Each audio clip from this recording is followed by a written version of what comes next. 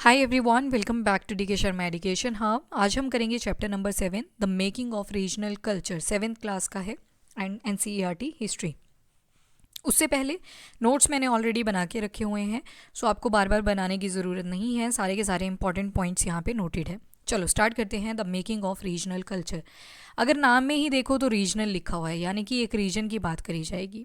India की बात करें तो इंडिया में बहुत सारी स्टेट्स आ जाएंगी, जैसे तमिलनाडु देखोगे आप, देन केरला देखोगे, फिर ऊपर कर्नाटका आ जाएगा, यहाँ पे आंध्र प्रदेश, देन तेलंगाना, ऊपर महाराष्ट्र। तो इस तरह से आपको डिफरेंट डिफरेंट स्टेट्स देखने को मिलेंगी और उन स्टेट्स के अंदर आपको डिफरेंट डिफरेंट जगह देखने को मिलेंगी जिनको हम बोल देंगे रीजन।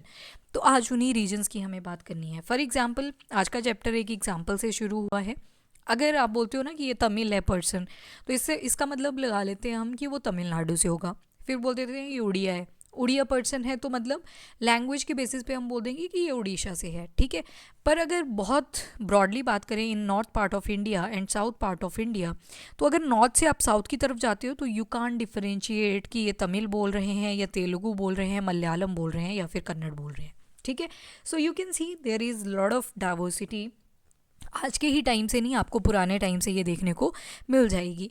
अब देखो, जब आपने देखा एक्सपांशन किया करते थे किंग्स, जब किंग्स एक्सपांशन करते हैं from one place to another, तो वहाँ पे इंटरमिक्सिंग हो जाती है। ना सिर्फ इंटरमिक्सिंग आपके कल्चर की होगी, but you can C language की भी इंटरमिक्सिंग मिलेगी आपको, ठीक है। लैंग्वेजेस के साथ साथ पोइट्री की, यानी कि जो पोएम्स बनाया करते थे उसमें भी इंटरमिक्सिंग दिखेगी, स्टोरीज़ के अंदर इंटरमिक्सिंग दिखेगी, इवन जो पॉटरी बना रहे हैं लोग उनके अंदर इंटरमिक्सिंग मिलेगी।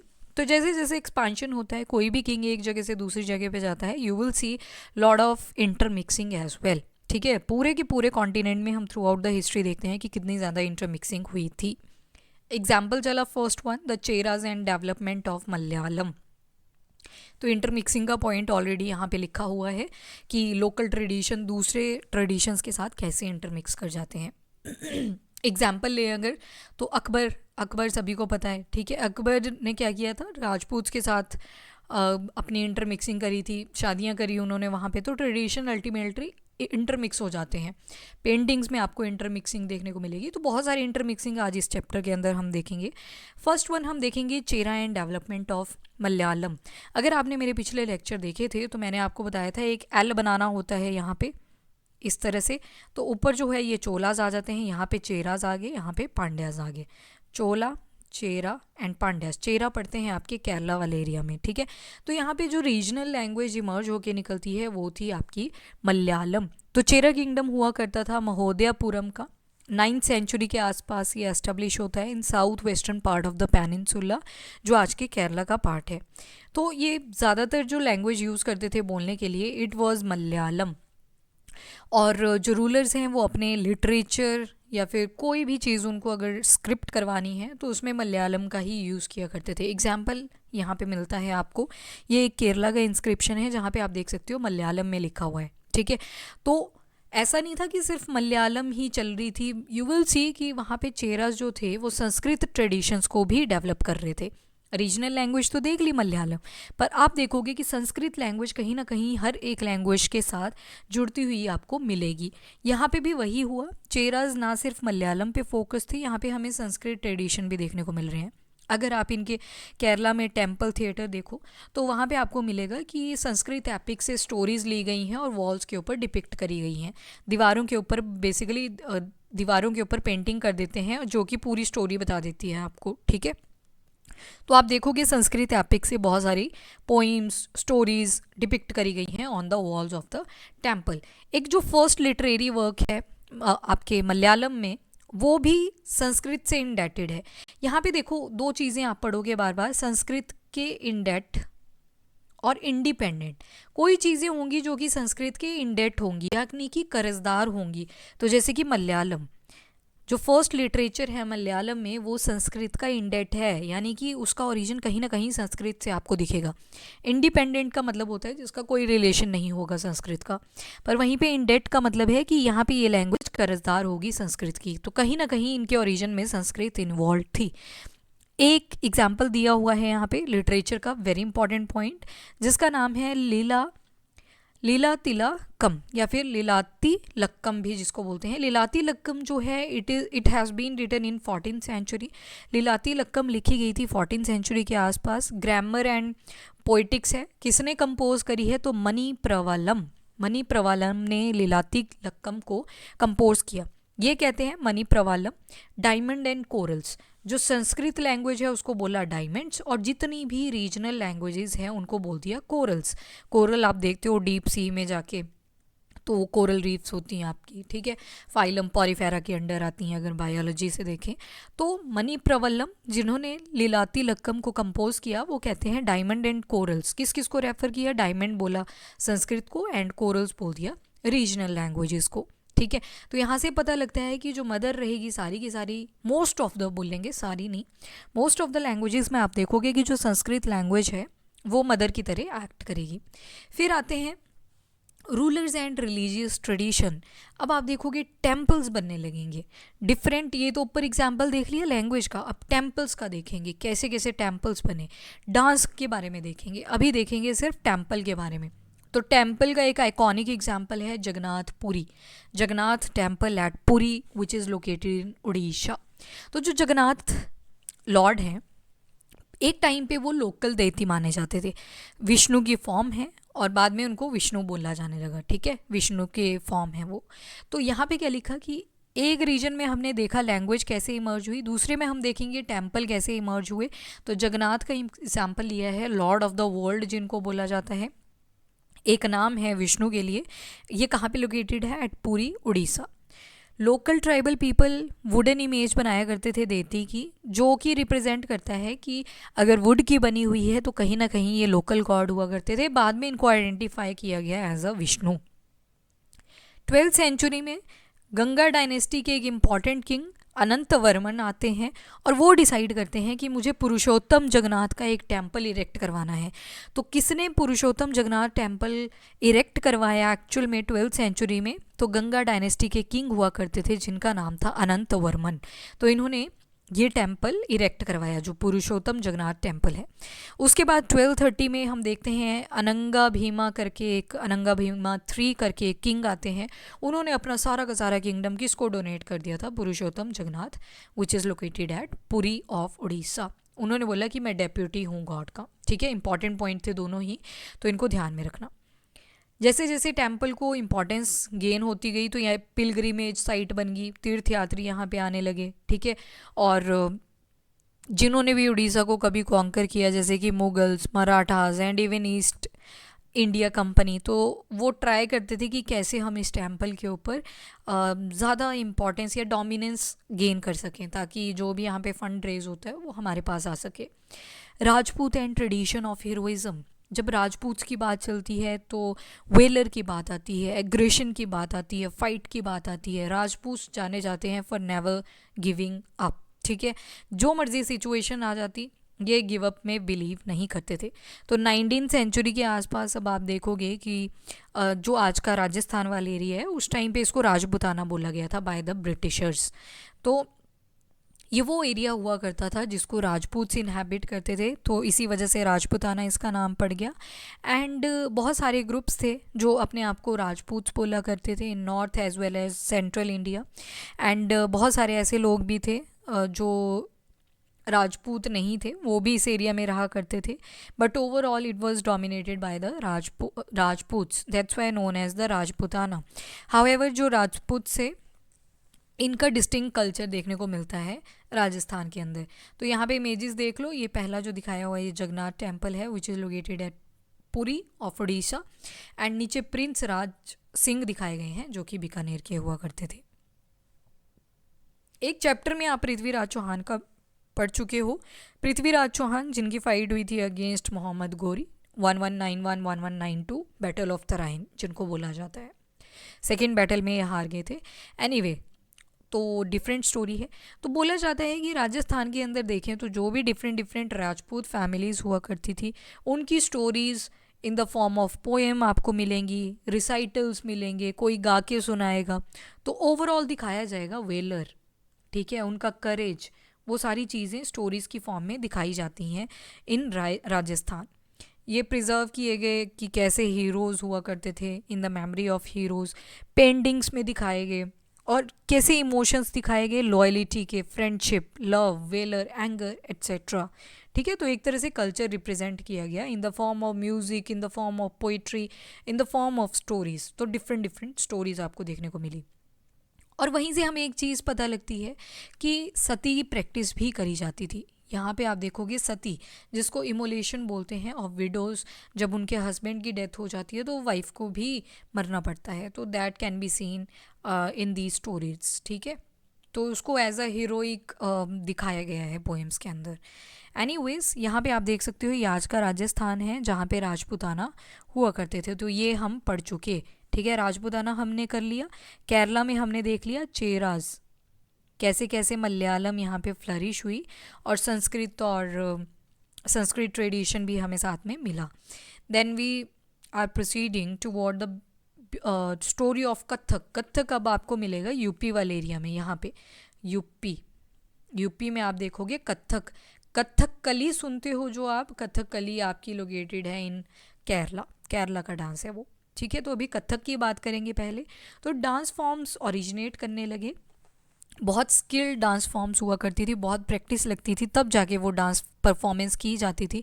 तो डिफरेंट फॉर्म्स ओरिजिनेट होती हैं डिफरेंट रीजन में। एग्जाम्पल ले लो, भरतनाट्यम इमर्ज होता हुआ दिखेगा आपको तमिलनाडु में, वहीं पे मोहिनी अट्टम और कथकली, जो कथकली है वो आपको मिलेंगे केरला में। वैसे ही सत्रिया मिलेगा आपको इन असम, फिर उड़िया मिलेगा आपको उड़ीसा में, और उसके अलावा कुचिपुड़ी मिल जाएगा आंध्र प्रदेश में। तो कथक का मतलब देखें अगर, तो कथक का मतलब होता है स्टोरी। तो स्टोरी बोला करते थे और नाम पड़ गया डांस का कथक जब उसकी dance form I. North India में ये देखा गया, और उसके बाद ये एज अ जेस्चर की फॉर्म में यूज़ किया जाने लगा, जैसे किसी का वेलकम करना है। 15th एंड 16th सेंचुरी में हम देखते हैं जैसे जैसे भक्ति मूवमेंट स्प्रेड कर रहा था, वैसे वैसे कथक डांस भी इवॉल्व करने लगा। लेजेंड्स हैं राधा कृष्ण के, enacted in the folk plays, जिसको बोला जाता है रास लीला। इन्होंने भी कंबाइन किया है फोक डांस को, मतलब पूरी की पूरी स्टोरी डांस फॉर्म में ही प्रेडिक्ट कर दी जाएगी, डिपिक्ट कर दी जाएगी। मुगल एम्परर और उनके जो नॉबल्स हुआ करते थे, वो उनके कोर्ट में भी कथक डांस किया जाता था। और डिफरेंट घरानाज इमर्ज होके आते हैं। जो दो इम्पॉर्टेंट घरानाज थे, एक था राजस्थान में जयपुर, एंड दूसरा था लखनऊ यूपी।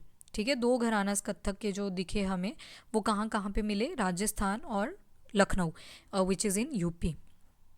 किसने पैट्रोनेज किया था? Under the patronage of Wajid Ali Shah. Wajid Ali Shah जो थे ये लास्ट नवाब हुआ करते थे अवध के, he was the last Nawab of Awadh. तो इनके टाइम पे हम देखते हैं कि जो कथक था वो बहुत ज़्यादा इमर्ज करके आता है। By the third quarter of 19th century formally हम देखते हैं डिक्लाइन सा मिलता है, बट उसके साथ साथ डिफरेंट रीजन जैसे कि पंजाब, हरियाणा, जम्मू एंड कश्मीर वहाँ पे देखने को मिलते हैं। अब ये जो इमेज है ना यहाँ पे, ये खजुराहो में है, विच इज़ इन मध्य प्रदेश। खजुराहो के टेम्पल आपने सुना होगा। तो ये डांस क्लास प्रिडिक्ट करी गई है कि एक गुरु होगा, बाकी उनसे डांस सीखेंगे। तो लक्ष्मणा टेम्पल है ये खजुराहो में, तो वहाँ पे ये डांस क्लास दिखाई गई है। Very important example. बिहार में, मध्य प्रदेश में, सभी जगह पे इमर्ज करता है, बट जो जेनेसिस है कथक डांस की वो यूपी से मिलती है आपको। और दो इम्पॉर्टेंट घरानाज हमें राजस्थान और यूपी के लखनऊ में देखने को मिलता है। तो इस तरह से कथक जो था वो कल्चर प्रैक्टिस की फॉर्म में इमर्ज हुआ। 19th एंड 20th सेंचुरी में जो ब्रिटिशर्स आते हैं वो इसको डिसफेवर कर देते हैं कि एज अ कर्टसियन, गलत सेंस में उसको रिप्रेजेंट किया जाता है। बट आज अगर मॉडर्न टाइम में देखें तो दिस इज़ आवर कॉन्फिडेंस। ठीक है, हमारी जो कंट्री है, कंट्री का उसमें कॉन्फिडेंस झलकता है, तो क्योंकि बहुत ज़्यादा स्किल्ड डांस है। 6 क्लासिकल फॉर्म्स यहाँ पे आपको बताई गई हैं, वो कौन कौन सी हैं मैं आपको बता देती हूँ। Number 1 is Bharatanatyam. भरतनाट्यम तमिलनाडु में है, कथकली केरला में है, उड़ीसी उड़ीसा में है, कुचिपुड़ी इन आंध्र प्रदेश, मणिपुरी इन मणिपुर। इसके अलावा ये तो 6 बताई हैं ना, 2 डांस फॉर्म और हैं जो आपकी क्लासिकल की कैटेगरी में है, जैसे कि कथकली। जो कथकली है वो आपका केरला में है, अच्छा ये लिखा हुआ है। मोहिनी अट्टम, मोहिनी अट्टम भी केरला का है, मोहिनी अट्टम। उसके बाद सत्रिया, जो सत्रिया है ये आपके आसाम में होता है, मैंने लिखा हुआ है ये नोट्स में, वहाँ से देख लेना, मैप पे बनाया हुआ है प्रॉपर। एक और डांस होता है छाऊ डांस, इसको मिनिस्ट्री ऑफ कल्चर ने अब बोल दिया है कि this is also culture classical dance. अब पेंटिंग्स इमर्ज होती हुई दिखेंगी आपको। सबसे पहले आएंगे मिनिएचर्स। मिनिएचर नाम से ही पता लग रहा है कोई चीज़ छोटी सी है, मिनी है, तो इसका मतलब है small sized paintings. Different water colour use किया करते थे, कपड़े पे या फिर पेपर के ऊपर इसको बनाए जाने लगे। पहले जो मिनिएचर्स बनाए जाते थे वो पाम लीफ पे बना देते थे ये, या फिर लकड़ी के ऊपर बना देते थे। और वेस्टर्न इंडिया में हमें सबसे ब्यूटीफुल जो मिनिएचर्स हैं वो देखने को मिलते हैं। एंड जो अकबर थे, जहांगीर, शाहजहां, इवन इन्होंने भी पेट्रोनाइज करे बहुत सारे पेंटर जो कि मिनिएचर्स बनाया करते थे। तो यहाँ से इंपॉर्टेंस आपको पता चल जाएगी, बिकॉज मिनिएचर में क्या होता था, ये देखो एग्जांपल दिया हुआ है, जब अकबर हंटिंग में निकले हुए थे तो सब कुछ एक ही पिक्चर के अंदर प्रिडिक्ट कर दिया हुआ है। तो छोटी छोटी पेंटिंग्स होंगी पर एक ही पेज के ऊपर या फिर एक ही कपड़े के ऊपर सारा कुछ रिप्रेजेंट कर दिया जाएगा। So it is important here. कहाँ कहाँ पे, डेक्कन में भी इसको पेट्रोनाइज़ करा गया, राजपूत कोर्ट ऑफ राजस्थान में भी इन्होंने पेट्रोनाइज़ किया। सेम टाइम पे आप देखोगे डिस्टिंक्ट करेक्टरिस्टिक्स हुआ करते थे इन डिफरेंट रीजन्स। थोड़ी सी डिफरेंसेस होंगे, कहीं पे आपको इंटरमिक्सिंग भी देखने को मिलेंगी। बाय द टाइम आप देखते हो मेवाड़ हो गया, जोधपुर हो गया, यहाँ पे आप देखते हो थोड़ा सा कल्चरल डिफरेंस आ जाता है। यहाँ पे क्या किया जाने लगा कि अब बाय द टाइम क्या हुआ था, आपने नोटिस किया हो, जैसे जैसे डिक्लाइन हुआ था आपका मुग़ल, एक बार नादिर शाह का भी इन्वेजन होता है। तो नादिर शाह का जब इन्वेजन हुआ तो ये जो पेंटर्स हुआ करते थे ये शिफ्ट कर देते हैं from one region to another. कुछ हिमालयस वाली साइड चले जाते हैं, कुछ डेक्कन वाली एरिया में चले जाते हैं। और वहाँ पे हम देखते हैं हिमाचल प्रदेश के अंदर एक फुटिल, हिमाचल प्रदेश के अंदर हम देखते हैं वहाँ पे लेट 17वीं सेंचुरी में हमें एक मिनिएचर मिलता है। और उस मिनिएचर पेंटिंग को बोला करते थे बशौली। काफ़ी बोल्ड और इंटेंस कलर ये लोग यूज़ किया करते थे। यहाँ पे पहले ये पिक्चर देख लो, ये महाराणा राम सिंह 2 होली खेल रहे हैं, राजपूत मिनिएचर यहाँ पे दिखाया हुआ है, ठीक है। तो बशौली की बात करते हैं, which is a important miniature of Himachal Pradesh. तो जो मोस्ट पॉपुलर टेक्स्ट पेंट किया गया था वो किया था भानु दत्ता, रसमंजारी। रसमंजारी, तो भानु दत्ता की एक बुक है रसमंजारी, तो ये पेंट करी गई है बाद में, ठीक है। फिर उसके बाद क्या हुआ, नादिर शाह की मैं बात कर रही थी। नादिर शाह का जैसे ही इन्वेजन हुआ तो कुछ एक पेंटर हिमाचल की तरफ आए 1739 के आसपास। तो जब हिल्स की तरफ आए तो उन पेंटर्स ने एक नया टिंच दे दिया पेंटिंग को। As you can see in the image कितनी ज़्यादा लिरिकल है, पता चल रहा है कि पेंटिंग में क्या चीज़ दर्शाई गई है। एक तरफ कृष्णा दिखाए हुए हैं, एक तरफ गोपियाँ दिखाई हुई हैं, ठीक है। तो बेसिकली इसको राधा कृष्ण की बोली जाती है और राधा के साथ कंपेनियन बैठी हुई हैं, लाइक दैट। पहाड़ी मिनिएचर भी इनको बोल देते हैं। Kangra school of painting emerge होता है जब नादिर शाह का इन्वेजन दिल्ली में हुआ।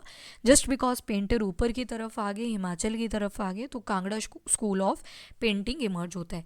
बशौली पहले से था, बशौली पहले से था, बाद में आता है कांगड़ा स्कूल ऑफ आर्ट, ठीक है, या फिर पेंटिंग। मिड 18th सेंचुरी में हम देखते हैं कांगड़ा आर्टिस्ट डेवलप कर लेते हैं एक नया ही टाइप का स्टाइल, और उसमें आप देखोगे कि इंस्पिरेशन थी from the Vaishnavite tradition. Vaishnavite tradition को ये आगे लेके चलते हैं। सॉफ्ट कलर्स यूज़ करते थे, cool blue, green colour, lyrical treatment है, आपको ऐसे लगेगा जैसे इमेज खुद बोल रही है कि क्या बताना चाह रही है, ठीक है। तो पेंटिंग्स ये कहीं कपड़े पे कर देते थे, या फिर फ्लोर के ऊपर करेंगे, दीवारों के ऊपर, या फिर पॉट्स के ऊपर कर देंगे। तो डिफरेंट डिफरेंट सोर्सेज रहे हैं मिनिएचर्स के। इसके बाद closer look on Bengal. Bengal के अंदर लैंग्वेज भी इमर्ज करी, टेम्पल्स भी बने, एंड बहुत सारे कल्चर्स भी इमर्ज होते हैं। तो बंगाल की अगर बात करें, लैंग्वेज आज जहाँ पे बोली जाती है बंगाली, पर वो बंगाली ऐसे ही नहीं आई, बहुत ज़्यादा इवोल्यूशन होता है पास्ट से, तब जाके आज की मॉडर्न बंगाली लैंग्वेज हमें देखने को मिलती है। और ये बोला जाता है कि जो बंगाली है ये डिराइव है फ्रॉम द संस्कृत। तो संस्कृत से ही डिराइव है अगेन बंगाली लैंग्वेज। कैसे थी वो देख लेते हैं। 4th to 3rd century BC की बात करें तो कमर्शियल टाइज हो गए थे बंगाल और मगध वाले एरिया में, Magadh which is the south Bihar वाला पार्ट। तो उस टाइम पे संस्कृत बहुत ज़्यादा फ्लरिश कर रही थी। 4th सेंचुरी में हम देखते हैं गुप्ता रूलर्स एस्टेब्लिश करते हैं अपना political control over northern part of the Bengal, और वहाँ पे ब्राह्मण सेटलमेंट हो जाती है। अब देखना यहाँ पे ब्राह्मण सेटलमेंट हुई, एक बड़ा इम्पैक्ट वाली चीज़ आने वाली है। तो लिंग्विस्टिक, अब देखो गुप्ताज भी आ चुके हैं यहाँ पे, ठीक है, और ऊपर से मगध के साथ भी कोलैबोरेशन हो चुका है, तो इंटरमिक्सिंग तो होगी। तो यहाँ पे आप देखोगे लैंग्वेजेस में भी बहुत चेंजेस आएंगे, कल्चर के भी बहुत सारे इंटरमिक्सिंग देखने को मिलेगी in the mid Gangetic valley. तो मिड गैंगेटिक वैली अब ना सिर्फ चेंज होगी कल्चर के अकॉर्डिंग, बट यू विल सी कि ये स्ट्रांग भी हो जाएगी। 7वीं सेंचुरी में एक चाइनीज़ ट्रेवलर आते हैं हुआन ज़ैंग, वो ऑब्जर्व करते हैं कि किस तरह से जो संस्कृत लैंग्वेज थी that was used all over the Bengal. तो मतलब पहले बंगाली नहीं थी वहाँ पे, कौन सी हुआ करती थी, इट वाज संस्कृत, ठीक है, इट वाज संस्कृत। अब देखते हैं हम 8th सेंचुरी, बंगाल जो था वो सेंटर बन जाता है रीजनल किंगडम का अंडर द पालास। ट्राईपेटाइट स्ट्रगल आपने अगर पिछले लेक्चर देखे हैं तो ट्राईपेटाइट स्ट्रगल हम पढ़ चुके हैं, उसमें एक कौन था, पालाज। तो दो और थे वो आपको याद रखने हैं, और एक था यहाँ पे पालाज। तो दिल्ली सुल्तान, जब आप देखते हो जब बंगाल वाला एरिया एक टाइम पे सुल्तान्स रूल किया करते थे, अब ये इंडिपेंडेंट हो जाता है। 1586 में अकबर ने कॉन्कर किया था बंगाल, और बंगाल सूबा बना दिए थे वहाँ पे। और उस टाइम पे पर्शियन लैंग्वेज का इन्फ्लुएंस पड़ा, और जो एडमिनिस्ट्रेशन में लैंग्वेज यूज़ की जाने लगी वो पर्शियन हुआ करती थी। तो अभी हमने देखा हुआन ज़ैंग बोलते हैं कि संस्कृत यूज़ हो रही है, वहीं पे अब देखोगे आप अगर तो लैंग्वेज ऑफ एडमिनिस्ट्रेशन कौन सी बन चुकी है, पर्शियन लैंग्वेज बन चुकी है। मिक्सिंग हो जाएगी, अब यू विल सी मिक्सिंग हो जाएगी, एंड फिर होगा इवोल्यूशन, ग्रेजुअली मिक्सिंग चली रहेगी, एंड बाय द टाइम आप देखोगे कि लास्ट में जाके बंगाली बन जाएगी। तो अब जाके बनी बंगाली लैंग्वेज। तो it has been derive from the Sanskrit, और बीच में बहुत सारी स्टेजेस आती हैं इवोल्यूशन की। बहुत सारे नॉन संस्कृत वर्ड्स भी डिराइव हुए हैं from the variety of languages, जैसे कि पर्शियन इम्पैक्ट, यूरोपियन लैंग्वेजेस, तो इनके भी इम्पैक्ट आपको आज की बंगाली में देखने को मिलेंगे। बंगाली लिटरेचर को दो हिस्सों में डिवाइड कर देते हैं, जो मैंने आपको स्टार्टिंग में भी बताया। संस्कृत जो होती है वो एक होती है इंडेटेड, और दूसरी होती है इंडिपेंडेंट। इंडेटेड का मतलब है कर्जदार, ठीक है, मतलब जो भी लैंग्वेज संस्कृत से बनेगी वो उसके इंडेटेड है, कर्जदार है। एक होगी इंडिपेंडेंट, जिसके ऊपर संस्कृत का कोई इन्फ्लुएंस नहीं था। तो वही चीज़ बोली गई है यहाँ पे कि जो बंगाली लिटरेचर है उसमें आप देखोगे दो चीज़ें, वो क्या क्या हैं। फर्स्ट इंक्लूड करता है उसमें संस्कृत एपिक्स को ट्रांसलेट किया गया, जैसे कि आपके मंगल काव्यस, ऑस्पिशियस पोएम्स माना जाता है उनको, डीलिंग विद द लोकल देतीज़, ठीक है। और फिर भक्ति लिटरेचर देखोगे, जैसे बायोग्राफीज ऑफ चैतन्य देवा इस्कॉन से रिलेटेड हैं, लीडर हैं किसके, वैष्णव भक्ति मूवमेंट के। तो सेकंड जो आएगा वो है नाथ लिटरेचर। नाथ लिटरेचर में संस्कृत से कोई एसोसिएशन नहीं है। नाथ लिटरेचर के अंदर आप देखोगे songs of Maynamati and Gopi Chandra, stories हैं related to the worship of Dharma Thakur, and fairy tales मिलेंगी, फोक टेल्स मिलेंगी, एंड बैलेड्स मिलेंगी, मतलब विक्टोरियस स्टोरीज मिलेंगी। तो फर्स्ट वाले फेज में आप देख रहे हो कि संस्कृत के इंडेटेड है, यानी कि संस्कृत का इन्फ्लुएंस है, तो ये क्या बन जाएंगी, संस्कृत के कर्जदार हैं। और दूसरी तरफ आपने देखा संस्कृत से बिल्कुल इंडिपेंडेंट है। फिर आते हैं मायनामती और गोपी चंद्र एंड धर्म ठाकुर के बारे में। तो ये कुछ उनकी सॉन्ग्स उठा के यहाँ पे बताए गए हैं कि इस तरह से वर्शिप किया करते थे वो स्टोन या फिर पीस ऑफ वुड की, ठीक है। तो इसके बाद हम देखते हैं कि जो संस्कृत वाली हैं, यानी कि जो संस्कृत के इंडेटेड हैं, उनका हमें ओरिजिन कहीं ना कहीं पता है, और हम बोलते हैं कि लेट 15th और मिड 18th के आसपास वो कंपोज किए गए। बट वो जो सेकंड देखा हमने रीजनल वाला, उनका ओरल जो पैसेज था, यानी कि एक जनरेशन दूसरे को ओरली बता देगी, तो उसका हमें रिटन एविडेंस नहीं देखने को मिलता, तो वो वेग सा है कि कब वो ओरिजिनेट हुई चीज़। फिर हम देखते हैं पीर्स एंड टेम्पल्स के बारे में। जस्ट बिकॉज बंगाल का एरिया आप देखते हो तो काफ़ी फॉरेस्टेड है, मार्शी एरिया मिलेगा साउथ ईस्टर्न बंगाल। उस टाइम पे बंगाल दो हिस्सों में था, एक को बोला जाता था ईस्टर्न बंगाल, जो आज का बांग्लादेश बन चुका है after the 1971 Bangladesh liberation war, और ये होता था वेस्टर्न बंगाल, ठीक है, ये वेस्टर्न बंगाल था। और वेस्टर्न बंगाल वाला कम फर्टाइल एरिया है, ठीक है, लेस फर्टाइल है if compare to the eastern part. तो यहाँ पे वेस्टर्न वाले की बात हो रही है अभी, पर ये काफ़ी ज़्यादा फॉरेस्टेड है, मार्शी एरिया है, साउथ ईस्टर्न बंगाल की अगर बात करें। और ग्रेजुअली यहाँ पे आप देखोगे कि जो लैंड थी वो राइस कल्टीवेशन के अंडर आ जाती है, जस्ट बिकॉज मार्शी है। और राइस जहाँ पे भी होता है वहाँ पे आप देखोगे मार्शी गैस CH4 यानी कि मीथेन गैस वहाँ पे इमर्ज करती रहती है। तो ग्रेजुअली लोकल कम्युनिटीज़ जो थी वो फिशर फोक बन गए, मतलब अब रिवराइन है। आप देखोगे बंगाल जो है वो पूरा का पूरा एक साइड से वाटर से कनेक्टेड है, तो वाटर से कनेक्टेड है तो कहीं ना कहीं उनकी फूड ईटिंग हैबिट में क्या आ जाएगा, रिवराइन सोर्सेज आ जाएंगे। तो दैट्स वाई वहाँ पे जो लोग हैं वो देखोगे आप, उनकी स्टोरीज़ के अंदर फ़िश का मेंशन भी मिलेगा, शिफ्टिंग कल्टीवेशन देखने को मिलेगी, नए नए पीजेंट्स यहाँ पे इमर्ज होंगे। अब मुग़ल का कंट्रोल भी आया बंगाल के ऊपर, ठीक है, कितनी इंपॉर्टेंस रही है बंगाल की थ्रू आउट द हिस्ट्री, अभी मॉडर्न में देखेंगे तो उन्होंने बहुत सारे मॉस्क यहाँ पे सेटअप करवाए। और जब मॉस्क सेटअप हुए तो अब रिलीजियस ट्रांसफॉर्मेशन देखने को मिलेंगी, ठीक है।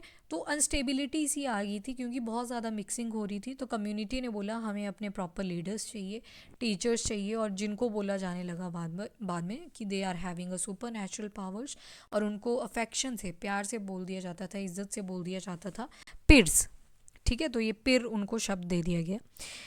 ये टर्म फर्दर सूफ़ी सेंट के लिए भी यूज़ करी गई, या फिर कोई रिलीजियस पर्सनालिटी हुआ करती थी, या फिर कोई डेयरिंग कॉलोनाइज़र था, अपना हक जमा रहा है किसी एरिया के अंदर, हिंदूज आगे, बुद्धिस्ट तेतीस आगे, और इवन एनिमिस्टिक स्पिरिट्स में बिलीव किया जाने लगा। कल्ट ऑफ पिर्स यहाँ पे काफ़ी ज़्यादा पॉपुलर हो जाता है, और ये श्राइन्स हमें बंगाल के बहुत सारे रीजन्स में देखने को भी मिल जाती हैं।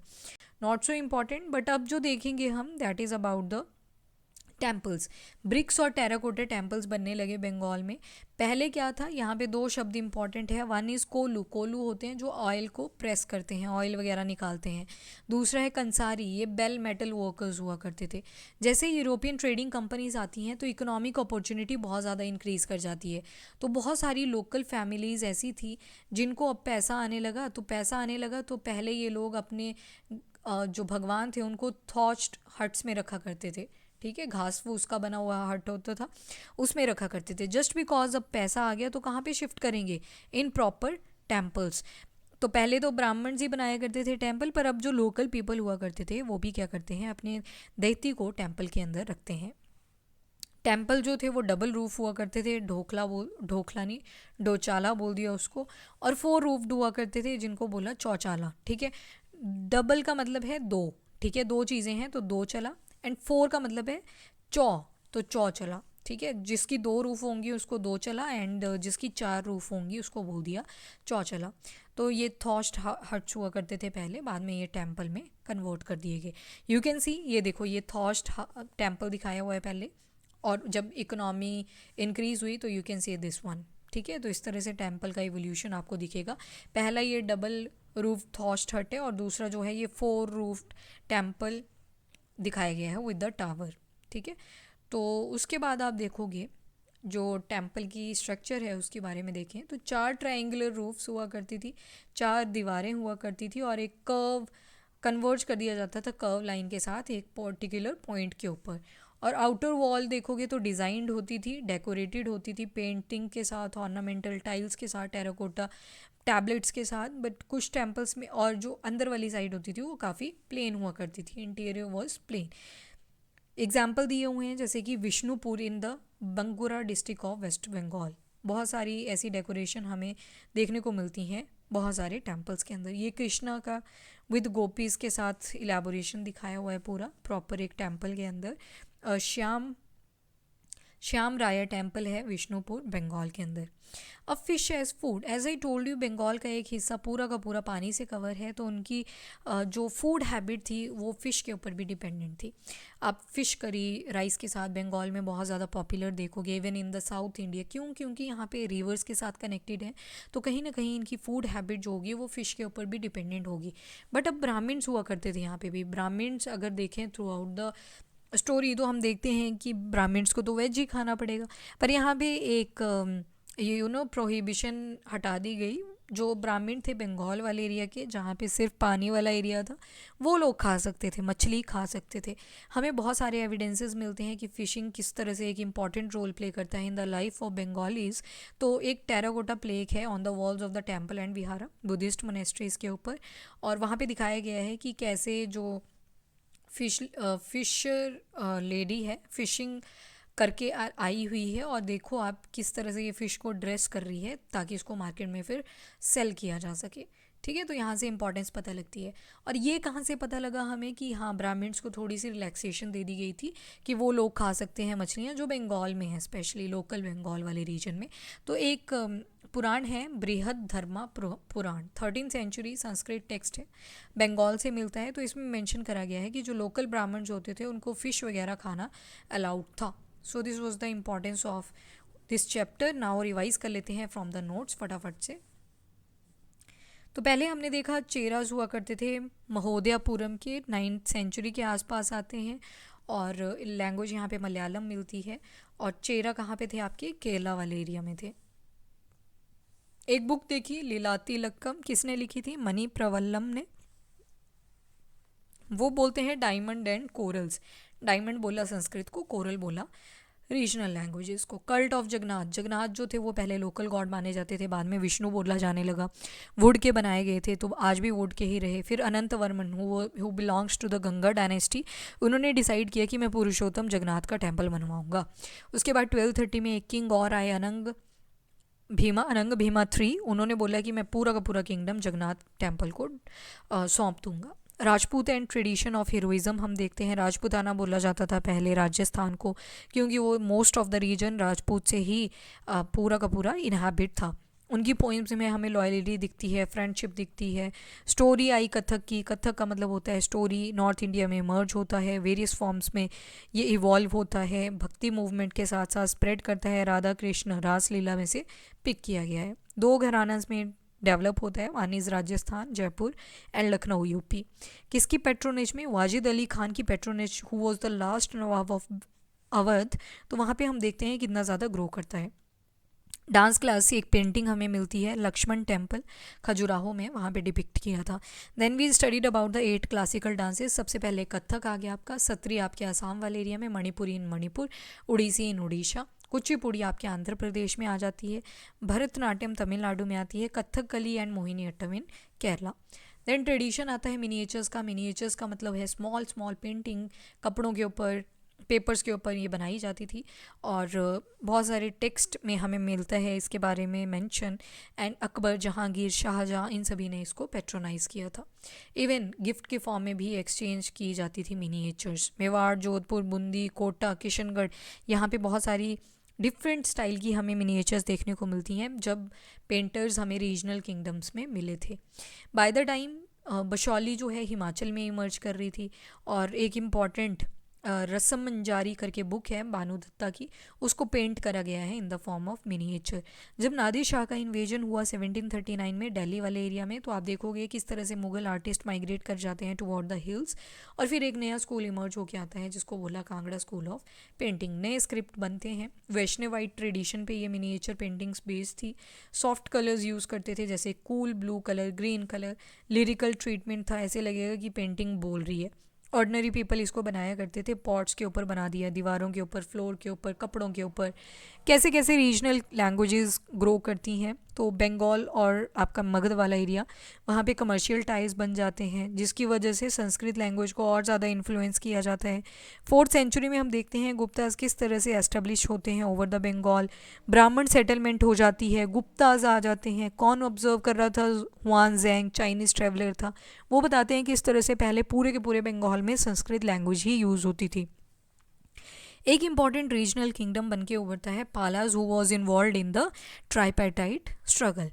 फिर 1856 में आप देखते हो अकबर ने कॉन्कर किया था बंगाल वाला एरिया, तो पर्शियन लैंग्वेज का भी इन्फ्लुएंस मिलेगा। तो बंगाली बनने में बहुत सारी लैंग्वेजेस का सहयोग है। So it is a mixture of lot of languages, जैसे कि आपकी संस्कृत आ गई, tribal languages, European languages, Persian languages, फिर जाके मॉडर्न लैंग्वेज ऑफ बंगाली बनती है।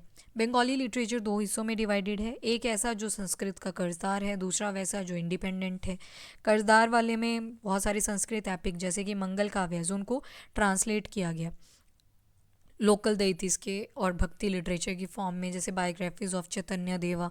तो लीडर हुआ करते थे ये वैष्णव भक्त के, और कंपोज हुए थे 15 to mid 18th सेंचुरी। तो इनके हमारे पास एविडेंसेस है।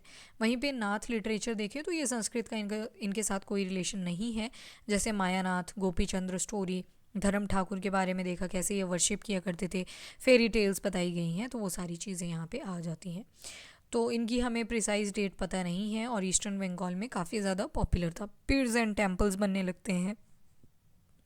19th सेंचुरी में हम देखते हैं टेम्पल्स बनाने के लिए ब्रिक्स का यूज़ किया। टेराकोटा टेम्पल बनाए गए। टेराकोटा जो होती है वो एक बेक्ड क्ले होती है, जो मिट्टी होती है आपको कि उसको पकाया जाता है काफ़ी ज़्यादा।